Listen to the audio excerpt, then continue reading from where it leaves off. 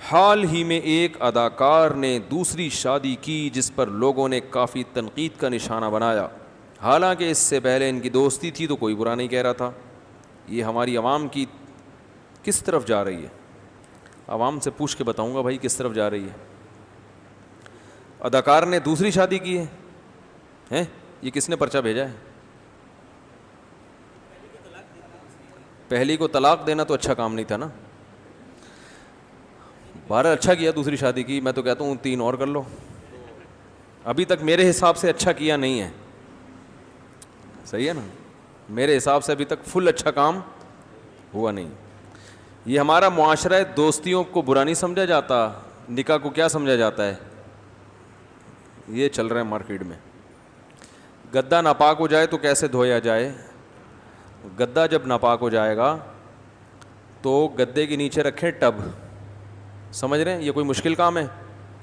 کہہ رہے ہیں گدا کیسے پاک کریں تو بڑا مشکل کام ہے۔ کوئی مشکل نہیں ہے، گدے کے نیچے کیا رکھیں؟ ہاں، پہلے گدا ہٹائیں بیڈ سے، یہ مشکل کام ہے؟ بلکہ بیڈ پہ رکھے رکھے بھی ہو سکتا ہے۔ یہ بیڈ کے نیچے لے جائیں ٹب، خالی ٹب، گدے کے اوپر ڈالیں پانی، اسے ہاتھ سے رگڑیں، کوئی صابن سے بھی مل دیں تو اور اچھا بات، اور یہ اس طرح ڈالتے رہیں، پانی اوپر سے جاتا رہے گا، نیچے سے نکلتا رہے گا، تھوڑی دیر میں پاک ہو جائے گا۔ جب خیال ہو کہ یار نجاست ختم ہو گئی ہے تو پاک ہو جائے گا۔ آپ کہہ سکتے ہیں گدا گیلا ہو جائے گا، یہ تو بڑی ٹینشن ہے، تو پیشاب کرنے سے بھی تو گیلا ہی ہوا تھا نا، وہ گندگی برداشت ہے، پاک کرنا برداشت نہیں ہے۔ اگر کسی مرحوم شخص کی تصویر موبائل میں ہو تو کیا قبر میں اس کو عذاب ہوتا ہے؟ ڈیجیٹل تصویر بہت سے علماء کی نظر میں تصویر میں داخل نہیں ہے، تصویر کے لیے قرار کا ہونا ضروری ہے۔ جیسے پرنٹڈ تصویر ہوتی ہے کسی کاغذ پہ، تو مرحوموں کی پرنٹڈ تصویریں لے کے رکھنا تو حرام ہے، ناجائز ہے۔ موبائل میں ہو تو اس کی بہت سے علماء گنجائش دیتے ہیں، لیکن کوئی احتیاط کرے تو اچھی بات ہے۔ ضرورت کیا ہے؟ اگر کسی کو یہ نہ پتہ ہو کہ ارے بھائی جان یہ بندہ جو ہے نا، جس کو مسئلہ ہی نہیں پتہ تھا اور ایسے ہی ناپاکی میں نمازیں پڑھتا رہے تو ساری نمازیں لوٹانی پڑیں گی ان کو۔ خواتین کے لیے ٹوپی پہننا کیسا ہے؟ اگر دوپٹہ پہننے میں گرمی لگتی ہو تو کیا ٹوپی پہننے سے بھی سر ڈھانک جائے گا؟ عورت کے لیے مردوں کی مشابہت غلط ہے، تو ٹوپی کیسے؟ مجھے سمجھ میں نہیں آیا یہ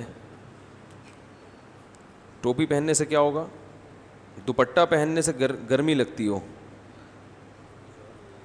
دوپٹہ پہننے سے تو اور، یعنی ٹوپی سے تو اور گرمی لگے گی، وہ تو بالکل ڈھانپ دیتی ہے نا۔ فی الحال دوپٹے پہ ہی گزارا کریں، کوئی نیا کلچر مارکیٹ میں نہ لے کر آئیں۔ اکثر میں ادھار قرض لیتا تھا، اب یاد نہیں کہ زندگی میں کتنا اور کس کس سے ادھار قرض لیا ہے، اب میں ادا کرنا چاہتا ہوں تو اس کا کیا حکم ہے؟ اللہ سے معافی بھی مانگ چکا ہوں کیونکہ ادھار کر کے بھول جاتا تھا۔ بڑے خوش قسمت آدمی تھے آپ۔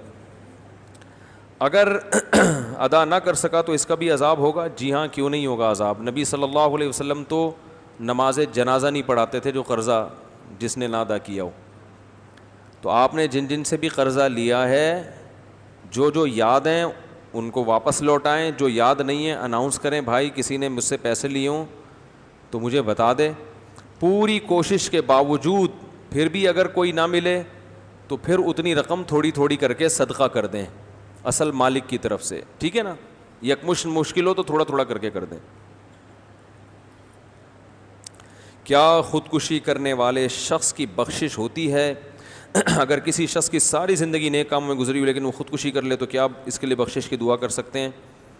ساری زندگی نیک کاموں میں گزری، خودکشی کر کے مر گیا تو نیکیاں ہو گئیں برباد۔